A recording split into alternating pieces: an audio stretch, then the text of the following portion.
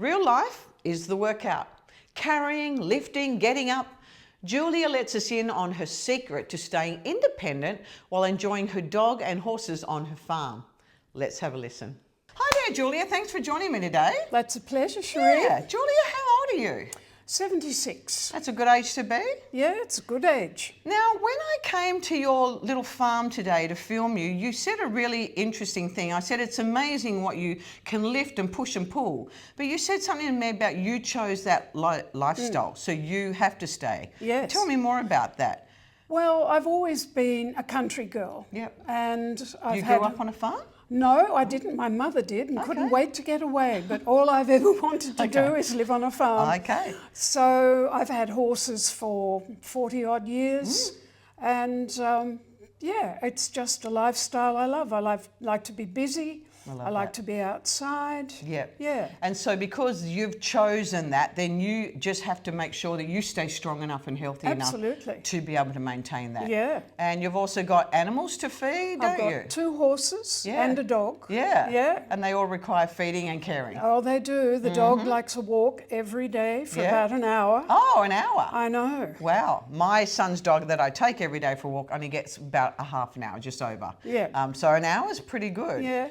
And then do you ride your horse still? You said today that you do. Yeah. I haven't through winter. The weather's been so unfriendly, but I'll start again soon. I love that. I think that's so good. So being able to get up on a horse, Julia, do you need a step? Do you need to put a step there beside the horse to get up? Definitely. I'm thinking, it's a very long time since I've been able to get on from the ground. Yeah, because I looked at your horses. They're not like little short. No. She's 15-1. Yeah, gotcha. So her wither's about there. Which is which bit? Which is like the tallest bit of her back. Oh, the tallest bit, okay. Yeah. And then, so you get up on a stool and then get that leg over? Yeah. I've got a mounting block, which is, I guess, about, can you see that? About that high. Okay, about up to the top of your thigh. Yeah. Okay, yeah. And then from there you can... So I just get on there and then I can just put my leg over and sit down. Perfect. Yeah. That's so good that you can still ride a horse. Yeah, so you won't stop?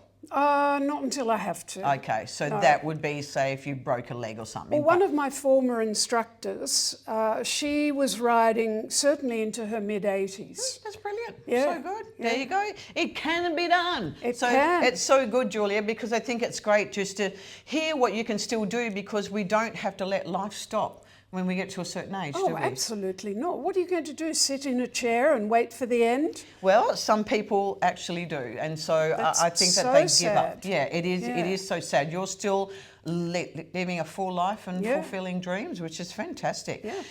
Losing muscle after 50 isn't your fault, but it is fixable. Take the free How Strong Are You quiz and get a personalised result and a simple plan for your next step.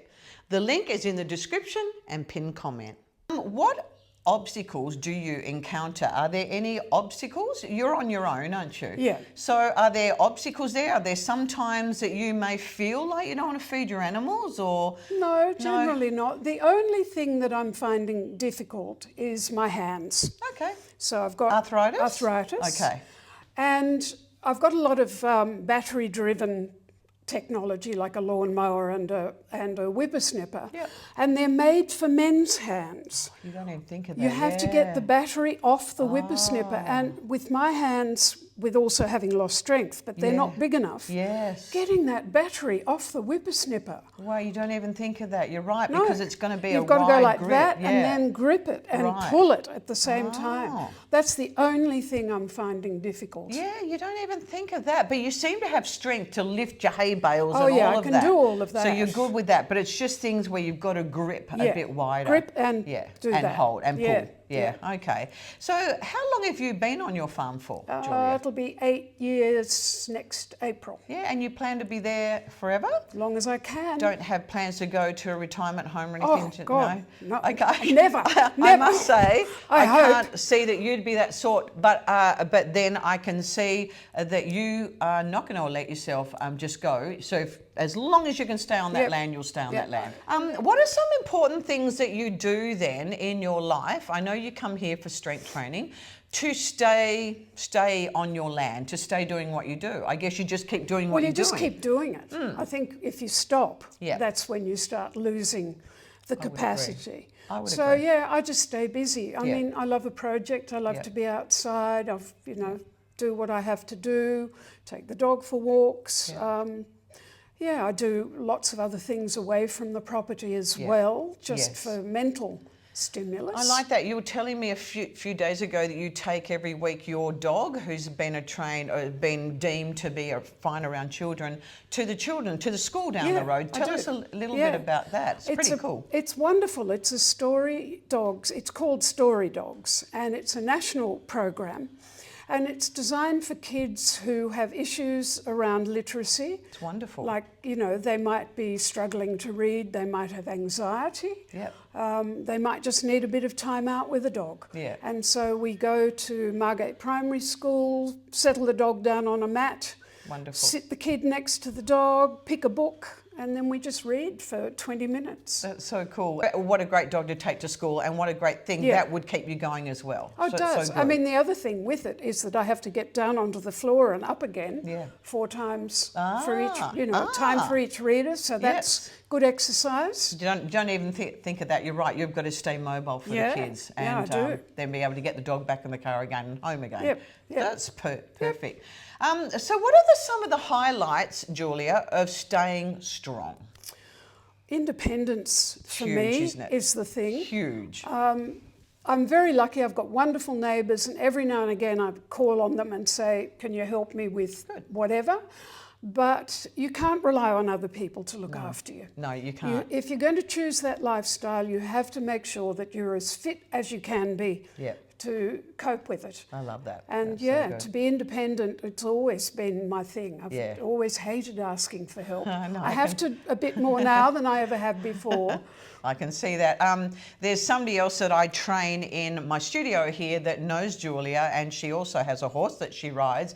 And she said Julia's a tough nut, that if ever fallen off her horse, she'll get straight back on. No like moaning or groaning, just get straight back on. So I think that helps. That grit and determination, don't you find, helps you to get through and keep going. Absolutely. When times might get tough, and I know every now and then you have a back that plays up a bit. Yeah, a little bit. It's been a lot better since I've been coming here, I have to say. Yeah, it's been really good. That is great, because I'm going to say, what do you do when that plays up?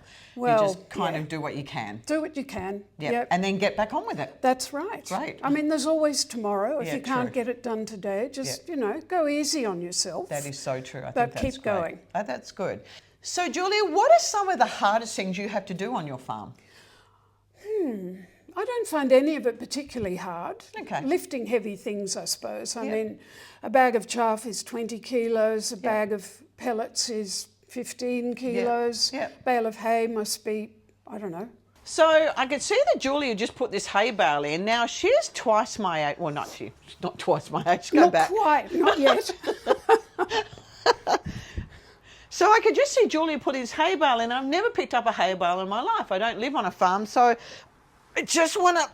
Oh, I reckon this must weigh, what do you reckon, 20 kilos? 20 kilos, maybe. It is incredible. So it is actually quite hard for me to lift. My core is on. It's like, oh my goodness. She does this as part of her everyday life. You lifted one? Yeah, it's they're pretty heavy. Big. They're I would pretty say heavy. about 25 kilos or so, probably. Heavy. When I saw Julia lift one and throw it onto the wheelbarrow, I thought I'd have a go. It's like, oh my goodness, this is actually really hard. I think if you did it every day, like every week, you get used and threw to it around, you would. But for me as a strength trainer, I'm thinking that is hard because only got the little strings on it, and then you don't really have anything to hold. Not like our gym equipment has an actual handle. No handle. Your straw does not, or hay does not have handles. No, it doesn't. No, that was actually quite hard. So, Julia, what's your diet like? Can you tell us a bit about your diet? Because that must help to give you energy and fuel your body up for the work you need to do. Yeah, I think I don't eat processed food. It's all, so I prepare everything from scratch. Yeah, that's great. I eat a lot of vegetables. I don't eat red meat, really. I mean, occasionally if I go out, I think, oh, maybe I better have a bit of iron. But I wouldn't cook it. Yeah, gotcha. Eat a lot of fish. Yeah. So you get your protein mainly from your nuts and fish and eggs, stuff like that. Fish, chicken. Yeah. Yeah. Cool. Okay. I try to make myself eat lentils, but I don't really like them. No, I don't eat them much except for when my other half prepares it. So yeah, you're right. They're a bit hard to prepare if you make nice spices and flavours. Yeah. But okay, so it's good. So you're really unprocessed, and do you grow your own stuff or you buy it? I used to. This year I've given it up. I've just thought I've got way too many other things to be doing. I agree. Fortunately, my lovely neighbour has an enormous vegetable garden. Bonus. So I just can go over and say, oh, I'll have some of that spinach today. And potatoes, good. That is so good. There you go. Yeah. It pays to have good neighbours. It really does. Good gardens. Yeah. Well done. What do you say to yourself when you've had a hard day? I think we've kind of already talked about it. You just get on with things. Tomorrow's a new day. I very rarely have a bad day. Okay. Every now and again, I don't know. I'll sit down with a book. Yeah, I like that. Or watch a movie. Yep. You know. And so you just kind to yourself and go, that's okay. And Yeah. tomorrow's another day. I'm just going to sit there with a good book, or do you drink wine or anything? I don't drink at all. Yeah, No. okay. There you go. So, Maybe that helps you to stay as strong and good as you are. I mean, every now and again I'll have a gin and tonic with a friend. Yeah. But I wouldn't say I drink. Okay. But I think you've just got to you've got to think to yourself, well, I'm feeling a bit rotten now, but it'll pass. I like that. Tomorrow I think that's a good way. I'll feel a bit better, and the day after that it'll be gone. That's a good way of thinking, actually. I like that. So, Julia, we all have a why of why we do things, and you go strength training and stuff.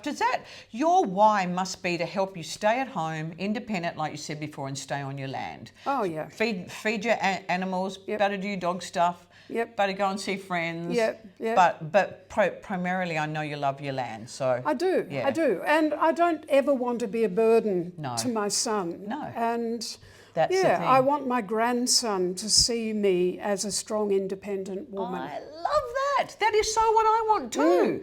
Because who wants to be a burden on their family? Oh, yeah. And then don't you want your grandkids to go, I want to be just like her when Absolutely. I'm the same age? Yeah, and to want to spend time with me, not go, oh, poor Gran, I have to go. And, I don't want to be that old woman. I love that. So how old's your grandson? 13. Oh, so it's a good age Yeah, when he's they're wonderful. in those teen years, yeah? And I can take advantage of his labour every now and again. That's so good. I say, can you just lift that bag of chaff and put it in the bin for me, Solly? And he goes, yeah. That. Yeah, I love that. I think that's so good.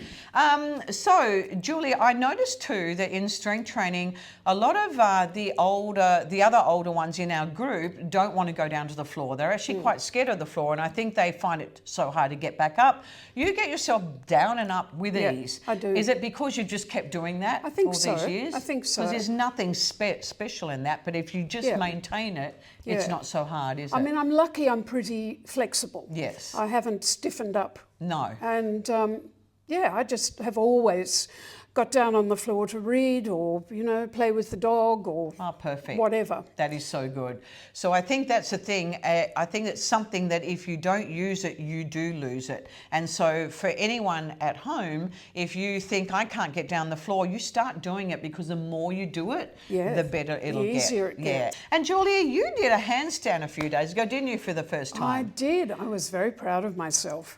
We're shortly going to show Julia doing a handstand again. Oh, my goodness. But what is good is that I said to the ladies, who are all in their 70s, 80s, I said to them, look, I don't expect you to do this, but this is what I did in the earlier group. And Julia says, you know what? I'm going to try that. I just want to try it and see how I go. So she did, and she did it, and she did it incredibly well. So good job. You. And now that you have done it, you've said that you'll be doing it again. I will. Just to maintain it. And have you ever done a handstand before? Never. Or a wall kind of stand? No. There you go. So this is a first timer that Julia has done this handstand. Julia, I want to thank you. What would you say to somebody out there that just kind of thinks, oh, wow, that person is so lucky that they're on land. That's what I would love to be doing. Is there any encouragement that you would give to that person that's going to be watching this on TV right now? What would you say to them as some encouragement? I know that not everyone's going to ride a horse. Not everyone's going to be on farmland. But what would you say to them that you feel could help them just to be good and stay at home, stay independent in older age? Oh, gosh, I suppose, to be really clear with yourself about what you want and what you think you can do, and take it one step at a time. I You know, like it's that. the old eating an elephant thing. Just take it one step at a time and you'll be amazed what you can do. That is so good, and it's so true. You're right. One little bit of a move, then add to it, Yep. add to it, add to it. And even if you're not strong, add like little weights all the way along till you get to that place where you can carry that crock pot or whatever really well. Yeah. That's a good one, Julia. I love that. Good advice. So thank you for joining me today. It's been a pleasure. Yeah, thank you. I hope you've inspired some people at home to keep going and, yeah, stay strong. Thank you. Thank you.